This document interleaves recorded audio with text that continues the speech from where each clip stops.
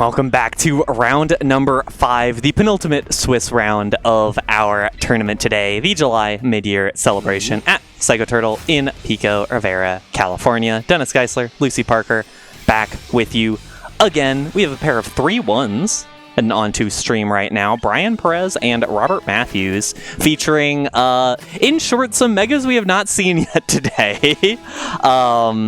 Well, I'm pretty excited to show this one off today because it'll be a pretty fun one. Yeah.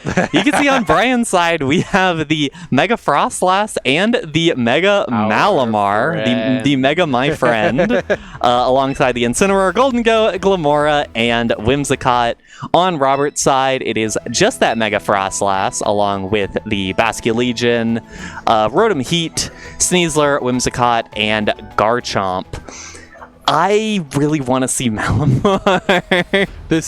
I really want to see my friend Malamar. I think there's positives and negatives to bringing it in this matchup, but the Wims has the fake tears to give Malamar the special defense boost, and there's a decent number of special attackers on this team. I mean, it's really just the... Oh, yeah, there's a Whimsicott. We will see the Whimsicott Basculegion lead here, and the Whimsicott Glamora on the other end. So Tailwinds abound. The Glamora is sashed, so it will be able to get a couple of... It'll be able to click. It'll be clicking. It'll get a good... and Sneasler is the only... Sneasler's the only toxic spikes remover on Robert's team. And we're just going to see double protect. Rotom's also immune to it. Is it just going to be the double protect? I guess that makes sense. You get to you scout out the Tailwind, which isn't great. There's no. Luckily, there is no threat of on. Is there no encore? Okay, that's fine. So Basculegion will get hurt. What did it click there? Was it flip turn? Possibly. Let us know in the chat what move that Basculegion has clicked. I don't read the chat, but let us know. We don't have something set up to look to have chat right next to it. I could do it. I'm not going to. Yeah, I mean, even if we had a little module, like a little extra mini screen somewhere, we wouldn't bother. There's a reason why I'm up here and they're in chat. It's just a 144p screen we can't read. So Tailwind did get up, and Whimsicott, it doesn't have Encore, but does have Taunt, so it'd be able to stop the other Whimsicott from getting its own Tailwind up. Pretty trivially. Like, I think it's honestly a completely appropriate choice. It's Wave Crash, actually. So we'll take a lot of recoil. Between the Spiky Shield and the Wave Crash recoil, it's going to take a lot of recoil. Yeah. Toxic Debris also goes up. And it's actually not as much as I was kind of worried it would be. A large chunk. Yeah, and it makes sense that Whimsicott will double up for the KO. It does mean that Brian's Whimsicott went for the Moonblast as well. It is Fairy Feather boosted. This is going to do a lot of damage. It'll do good damage here. Not going to KO the Basque, but probably will... Ooh, let's go. Very important special attack drop. It will probably KO the Basque after another... Wave Crash of recoil. We'll see now, and it is the Frostlass. I'm curious if we're just gonna see Frostlass all day from Brian instead of ever seeing the Malamar. We'll see. The Malamar, it's a really good mix-up, but the Basque makes that is really Basque is kind of Frostlass is kind of good. The Basque just makes it really weird. Yeah, we'll see the Whimsicott switch out, and I like that Incense switch in a lot. Actually, you get the attack drop on and the then you Basque. Get the snow boost. The snow defense boost. You get the snow defense boost as well, and then you just kind of get to Blizzard, and it's certainly going to KO the Basque. Yeah, because you can't really Aurora. And it will bring the Whimsicott down to Sash. Yeah, and then Whimsicott burns a turn with... So we'll see the Wave Crash. It's still a lot of damage. But that damage will also be redirected into Basculegion, who flops over like a fish. It is a fish, so that explains why it does that. And so Whimsicott will go down to its Focus Sash. But will we see a freeze? We could. I guess it's allowed. So. And then the question is, what is in the back for Robert? Rotom Heat. Oh, no, that's not... It is Garchomp. That is not Rotom Heat. That is not Rotom Heat at all. It's going to be poisoned by the Toxic Debris, but also it has to worry about that Blizzard. Yeah. It's the last turn of Tailwind as well, so if you don't...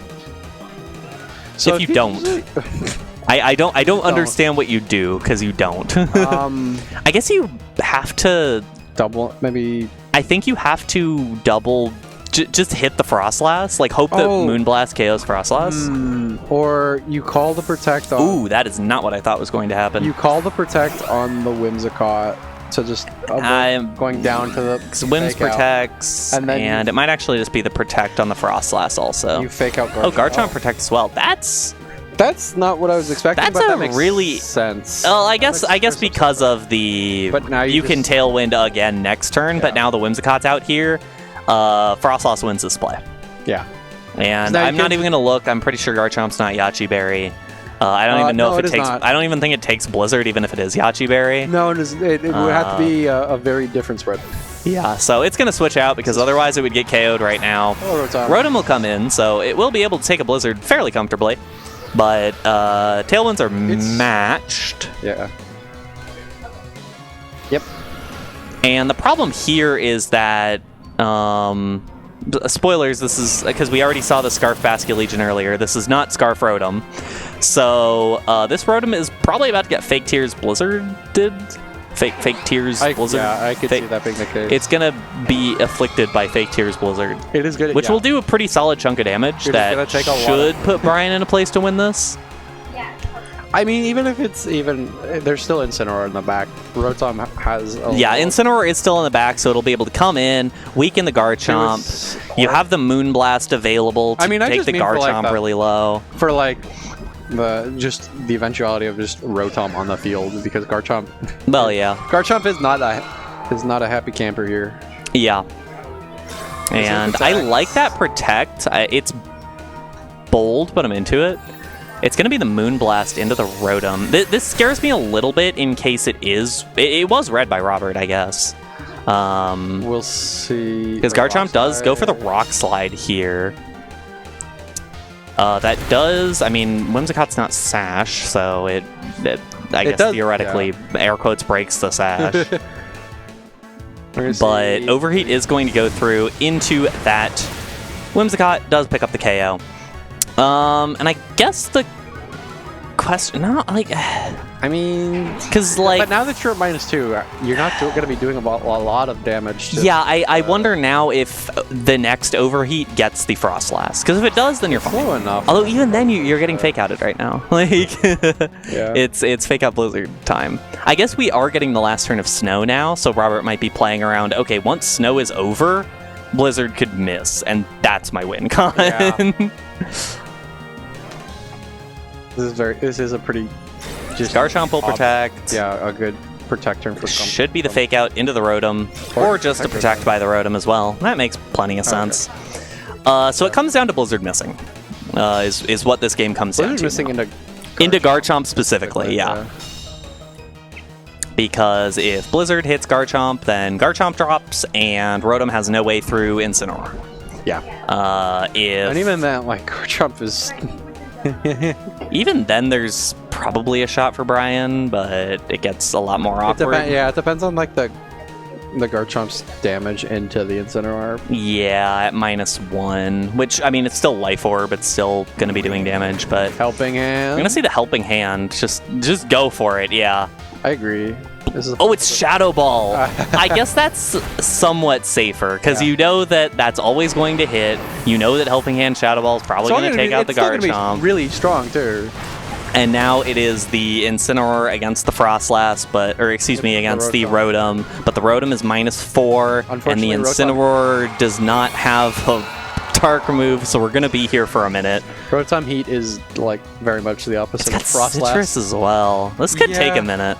It's gonna come down to Thunderbolt. Is there a chance? What if Thunderbolt It's gonna come down to Thunderbolt crits. Thunderbolt, yeah, it has to para and crit. That is 14%. Yeah, that's... Let's see how much this does. It should do a decent chunk. Yeah. Okay, that's a Citrus Berry worth of damage. So we'll see it all disappear right now because of the Citrus, but we're gonna see. Incineroar is just going to constantly chip itself down a little bit just from I mean, a crit Thunderbolt, I guess, could do it. It helps. Okay, not that one. And not a para either. That was a crit. Or a high roll? No, that was a crit. That did a lot more damage. Yeah, that's fair. So that'll change things a little bit in Brian's favor, because now a little bit. A Thunderbolt here wins it for a Thunderbolt crit wins it for Robert, but I guess we're not going to try that one. So I think it's Thunderbolt. So it's so right now it's at a third of its normal damage, right? At -4. Yeah. It does like 14%. I'm doing the math wrong. So multiply that. You get up to like 40. That was Brian. You multiply it up to like 42%. Then you add the crit, which makes it like about the range. Yeah. It would make it like about the range to get the KO. Okay, yeah, so a crit probably would have done it on the Thunderbolt. I don't think Robert needed to forfeit there, but still 1 in 24 chance, and Brian had played that out pretty well, where his only lose condition was a crit. Yeah, it was just bad RNG, yeah. I mean, yeah, sure. Like, it came down to one of them could crit and win the game because of it. Yeah. And also Incineroar had Citrus, so if the crit wasn't immediate, like... Incineroar would have won. Oh yeah. It was literally it had to crit that turn specifically, because if it didn't, then there still wouldn't have been enough in the tank for the Rotom. Like, it had to crit at that spot. You know what? What an amazing end game that it was just 2 fire types with Citrus Berry. They're kind of both Incineroars when you think about it. Yeah, they're both red and do fire damage. Yeah, and they like citrus. They like sitting around with their friends. What do you think they do stuff. Tastes like? What do I think citrus berry tastes like? Weirdly, I don't think it tastes like citrus. Like with the C. Doesn't. I don't think it's very citrusy. It's probably bitter and annoying. Bitter? I don't think it's bitter. It's probably pretty tasty. I would eat a citrus berry personally. I don't know how you feel. I would eat a citrus berry. I'd try it once. We'll see Whimsicott Frostlass as the lead this time. Against the Golden Go Incin. Hello, Golden Go sits up in chair. So this is a setup Golden Go set. I'm suddenly interested. This is miserable for these two to deal with. Yeah. This feels incredibly painful because now you're dealing with Steel type damage against the Frostlass and the Whimsicott. It's really bad. It's really, really bad. Golden Go's a weird bring for this because there is still the Last Respects. There's the Overheat. The Shadow Ball. There's the Shadow Ball, of course. There's also the and we're gonna see the Earthquake. Was that the Wind Swap? Okay, yeah. Yeah, it's the Whims out into the Rotom. I wonder if Frostlass just wants to say, yeah, Shadow Ball will just take out the Golden Go, which it won't. But I'm curious if that's the intent. Yeah, Golden Go should be bulky enough for that. It's going to be Aurora Veil, so we're just going to be sitting here. We're going to go for damage? Are we going to go for setup, or are we going to go for damage? I want to see the... Oh, it's Nasty Plot. I want to see if what's Incineroar going to go for? It's an attack, and it's not the... Okay, it is the Flare Blitz. That's a lot of damage. That's a nice chunk of damage to the Frostlass. The problem now is that... It's gotta be Protect Flare Blitz again now. Yeah. Or even Protect Parting Shot. Like, you just need something else here because you can't just leave the Golden Go in front of the Rotom. Golden Go should be faster than Rotom, I think. I'm not going to check. I checked. I did check. I know what the answer is. But in theory, Golden Go should be faster than Rotom a majority of the time. We see... A freeze. Blizzard does a decent chunk. Freeze won't really matter because of we're just going to double into the instant Flare Blitz. Okay. And we see that's what the normal damage should be, which is like 61 down to 24, which is like, I don't know, a decent amount of damage. 40. And I like that Parting Shot into the Rotom, weakening its damage, and probably getting Whimsicott on the field now. I think you probably, And so then you get the Tailwind to make it rain and win the game. Or even Tailwind Shadow Ball right now. Into like the Rotom. Or even Fake Tears Shadow Ball, the Rotom. No, I think Fake Tears Make It Rain is... Oh, wait, no, Aurora Veil's up. That changes the calc a bit. Yeah, Aurora Veil's up. And the thing is, you don't want to deal with the double drop right now. Yeah. You want to get the double drop when you're doing the most damage possible. Yeah. So we will get the Tailwind. It could also be Tailwind and Shadow Ball into the Frostlass, frankly. Nope, it's going to be into the Rotom. Let's see if this is enough. No, it's not even enough to 2. Oh, but the -1. The Citrus Berry. And Frostlass does get its Shadow Ball off. This probably means Golden Go drops. Yeah, Brian was predicting the Protect on the Frostlass there, and Robert gets away with it with the double into the Golden Go for the KO.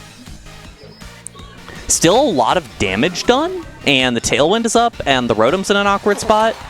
Yeah. But it's like Rotom still has like a pretty free swap out here at this point. It does, but now Frostlass gets to be in. And this is not fun. Not a whole lot wants to take any damage. Because now you just kind of blizzard. Yeah.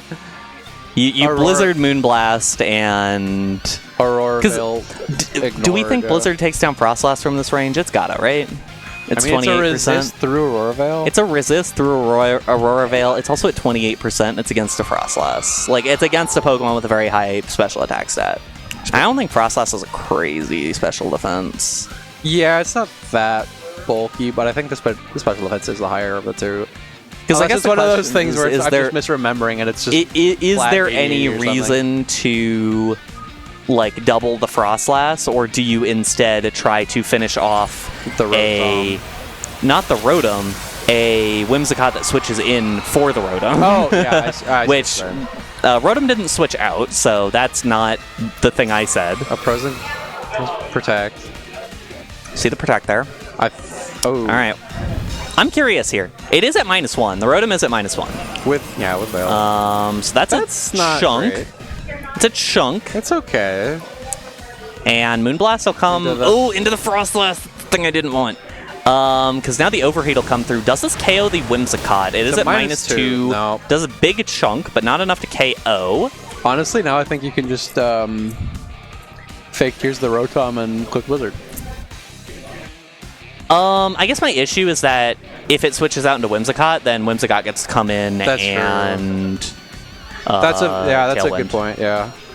Because it has Sash. So I think you still need to be doing damage. Like, I think Brian made the correct play last turn, and I think he will be making if he does the same play this turn, it will be it still needs to be the double up into that slot. Because I like the idea of, okay, I'll finish off the Frostlass if the Blizzard doesn't, but that's the problem is if it protects. But now it can't protect, so you probably do just double into the Frostlass now with the Blizzard, and then it's like you either take out the Frostlass or you don't worry about it.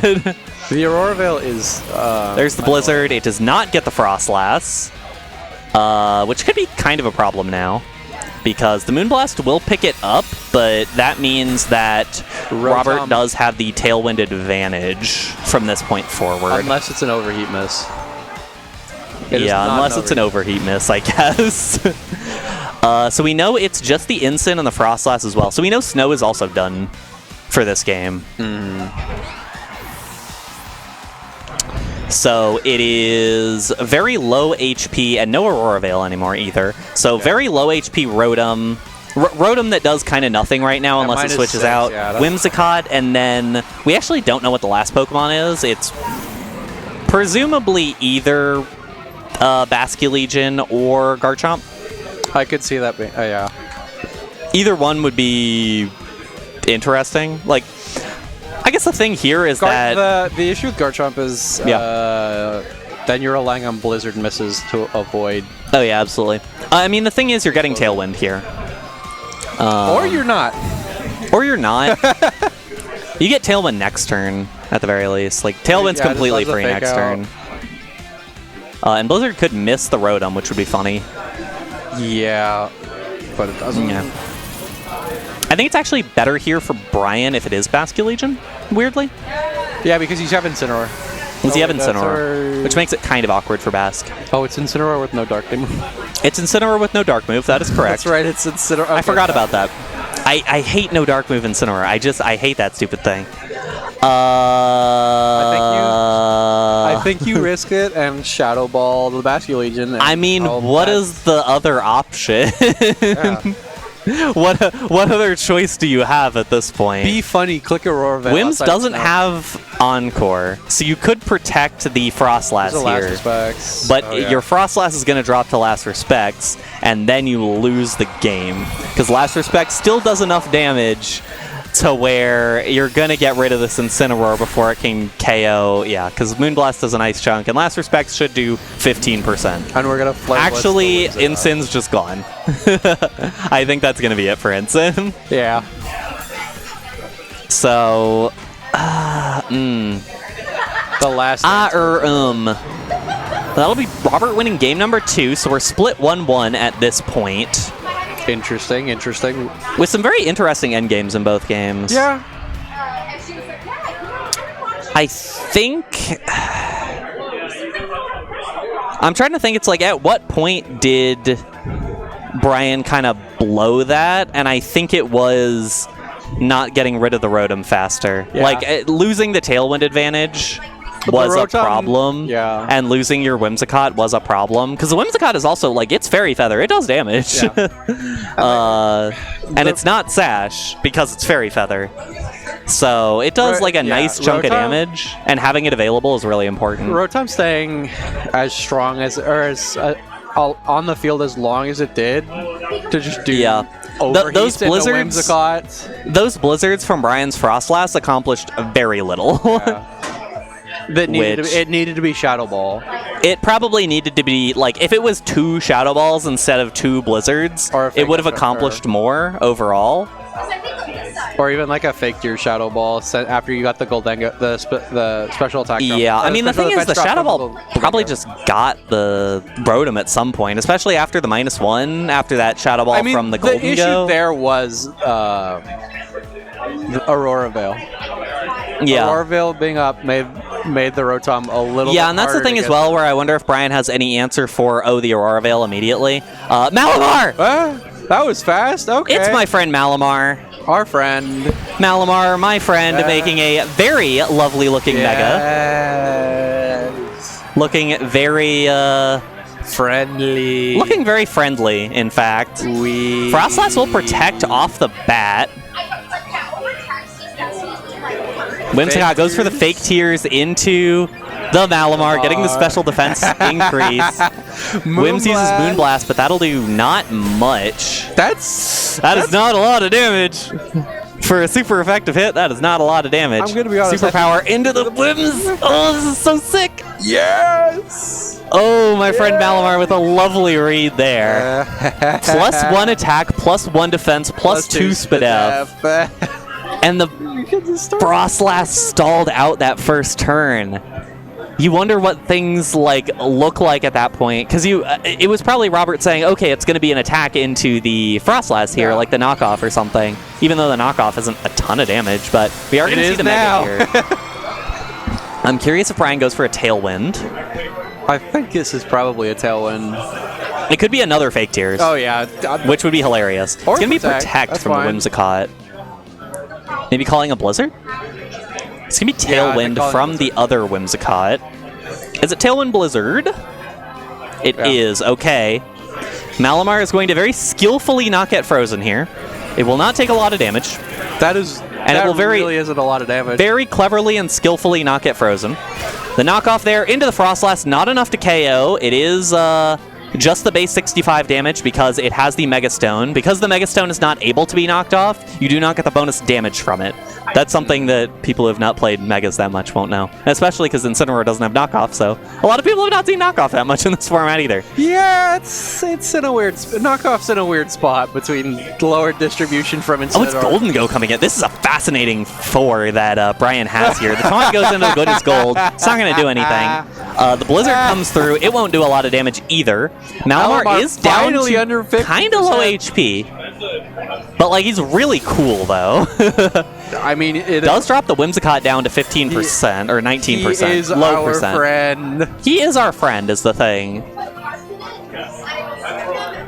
Neither of these Pokemon being able to be taunted. Moonblast not doing a whole lot to either of these Pokemon, even though, Malamar is taking... At this point, Moonblast is doing I guess more my damage. question at this point is, what is the plan after these two are off the field? Because Golden Go and Malamar are both really good at answering these two Pokemon, but I guess you do have the option as well to go for the Superpower here. Into the Whimsicott? Yeah, into the Whimsicott, get another layer of whatever. Insulation. another defense boost up. Frostlass will Aurora Veil. Is this going to be a nasty plot from Goldango? I would love that. That would be awesome. No, it's a Shadow Ball. Ooh, into the Whimsicott, which I'm a little bit intrigued by. Knockoff into the Frostlass will KO. So that'll be Frostlass heading on out of here. Golden Go is at pretty nice HP. Yeah. And Malamar is looking great. Hello, Rotom. We're going to see Rotom. Rotom's not going to do anything to Malamar. It does have Wisp. That is the concerning part. It does have a Wisp. And it also has the... what's that move called? Overheat, just to like completely ruin Golden Go's day. Yeah, but like there's still the Malamar. There's still the Malamar. I guess that's the thing, is that Malamar, if you Will-O-Wisp the Malamar, you do heavily negate what it's able to do. Yeah, I mean, then it just has to keep on clicking. It has to keep clicking Superpower. But the thing is, you're starting to lose HP. Like, it is getting kind of low on HP now. Yeah. Because the Moonblast comes through, it'll do a good amount of damage. It gets the boost! Yeah. It got the drop, which means it got the boost. Will-O-Wisp does go through and connects into the Malamar. Knock off into the Rotom is probably the best answer, just so that way... Yeah, Golden Go just goes for the greedy nasty plot right on the spot here. And Malamar goes for the Psycho Cut, finishes off the Whimsicott. I'm into it. Yeah. The thing is here, we're getting to a point where Golden Go can protect this next turn, allow Malamar to take a valiant sacrifice for the team, and you've gotten rid of the Tailwind now, so it doesn't even need to do that, actually. Bascu Legion comes in, so that's the concern, is last respects into the Golden Go here. So we know the Golden Go is faster than the Rotom. I know the Golden Go is faster than the Rotom. You do just protect the Goldango, and then Malamar bravely and friendly sacrifices my brave, powerful friend, Malamar. He works out at the library. He does. He.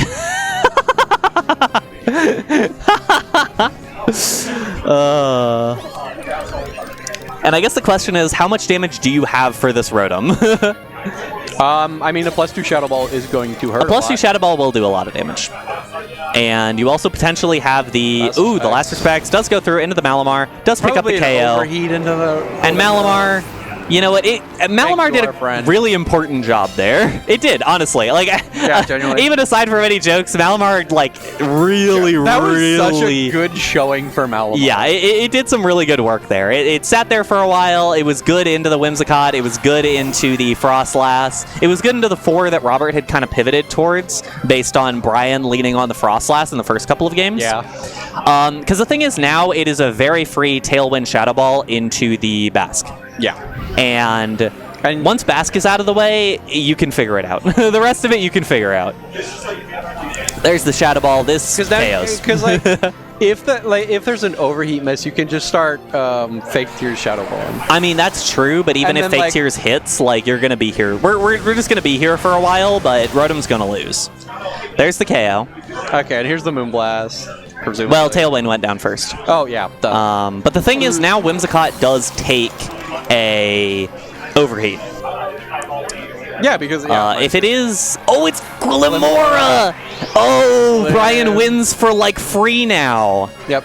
Brian absolutely this was like just an incredible. Yeah, and there's the forfeit. What an amazing call by Brian there. Absolutely picking up on the. The crowd goes wild. The crowd goes wild for our friend Malamar. A really, really cleverly played game 3 there for Brian, being able to say, okay, I know exactly what Robert's bringing here. I basically know the order that Robert's bringing them in. And then you can just play around that. Yeah, Brian picking the exact 4, knowing the exact order that everything goes, knowing the exact, okay, when this goes down, then this comes in and answers this perfectly. Really, really excellently played by Brian. He'll move up to 4-1 on the day. Robert will move down to 3-2. Still a solid chance to make it into Top Cut. A handful of 4-2s will make it. But with that, we are going to take a quick break, and we'll be back with the final round of Swiss in just a moment. Don't go anywhere.